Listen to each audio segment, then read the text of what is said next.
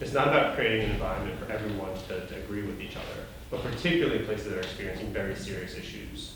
It's about how we disagree, and that makes a society advance, and that's what drives democratic debate and conversation, and being able to disagree well about faith is one of the biggest sources of communal resilience and a society's resilience. The second is a lot of, to the extent that there's been a remarkable and very much appreciated assistance in the sector, in the media sector, in the religious freedom sector, from the State Department, from USAID. In Africa, unlike in Asia and in the Middle East, almost all of that, a lot of that assistance has been designed to be quite cerebral. Support to journalism to report on issues of faith and belief, which is quite helpful. At the same time, we know that people's participation in violence is as much shaped by how they feel about other groups, what kind of role models they see and don't see. And we've seen elsewhere sort of the role of a soap opera by having a Muslim character in Myanmar, the role of a school program filming, producing, with children, dialogues between Christians and Muslims in Indonesia, set different kinds of examples for what's accepted and expected through the creative arts as well as sort of the intellectual arts. The third is that we're in a context where a billion people are going to come online in the next 10 years. A very large percentage of those will be in Africa, and a very large percentage of those will be in fundamentally deeply divided societies in Africa. We've seen some of the harm that happened in the online space in other parts of the world. Rural Central African Republic, the Mali-Niger border region, South Sudan. There are a number of places that are every bit as divided as anywhere else on Earth. And when those societies start to come online, all of the harms that we've seen elsewhere will relay and be reflected. And who's going to set the norms? It'll be the first 1 million of the first billion that will determine the online experience. It'll be the first person who comes online. As the first 5 people come online in Korea, in the Central African Republic, everyone else who's sending them the friend requests is going to be modeling the behavior of those people. And so those trendsetters are the people we need to be working with now, because they're the ones who are going to shape the experience for everyone who comes after them. We all wish each other happy birthday on Facebook because Harvard kids started doing it 15 years ago. It's the same kind of online experience that's playing out now across the continent. The fourth is that we know that some of the greatest and most egregious violations of religious freedom, but also hate speech, and the greatest impetus to impose apostasy and blasphemy laws come in societies that are experiencing violent conflict writ large. It may not be because of religion, but where religion can be used instrumentally by actors. And so we need Congress to support the administration in taking a strong action in moving the Global Fragility Act. It passed by unanimous consent in the House. It passed the Senate Foreign Relations Committee overwhelmingly.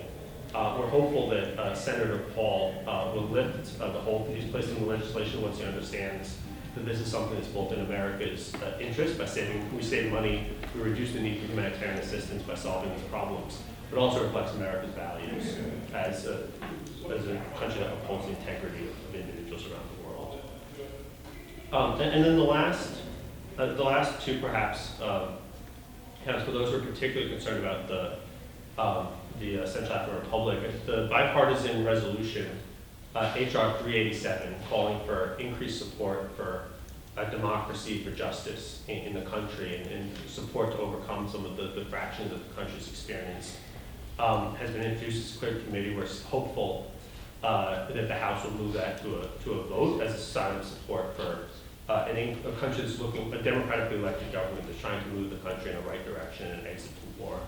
And then as we enter sort of a moment of sort of discussions of appropriations, the ongoing focus on the human rights, the HRDF, Human Rights and Democracy Fund, that enables frontline USAID staff to support, and State Department staff to support civil society groups, support media organizations.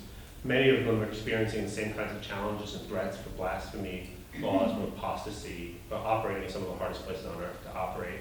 That account is quite critical. Of course, it's critical to the American interests in upholding what we believe in, but it's also critical to the tens of thousands of people who are struggling to change this and drive that conversation. And 49% of people believe in freedom, and 47 are concerned and would like to see more constraints based on it. That's a social debate, and a debate that media needs to be able to, civil society needs to be able to participate in fully.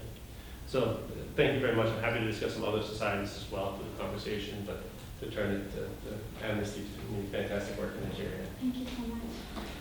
Thank you, Chair Perkins, and thank you everyone for coming and for joining us today.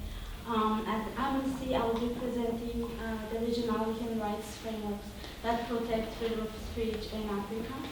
These regional human rights frameworks include the African Charter on Human and People's Rights, the African Charter on Democracy, Election and Governance, the Protocol to the African Charter on the Rights of Women, and treaties of the East African Community, the Economic Community of West African States, and also the Protocol to the South African Development Community. All of this provide and protect freedom of expression and free speech in Africa. Despite the existence of these frameworks, restrictions and limitations of freedom of speech are also permitted depending on these frameworks. For instance, if we look at Article 9, Sub 2 of the African Charter on Human and People's Rights, it says that freedom of expression can be limited and restricted based on laws. If we look at the Article 19, Sub 3 of the International Convention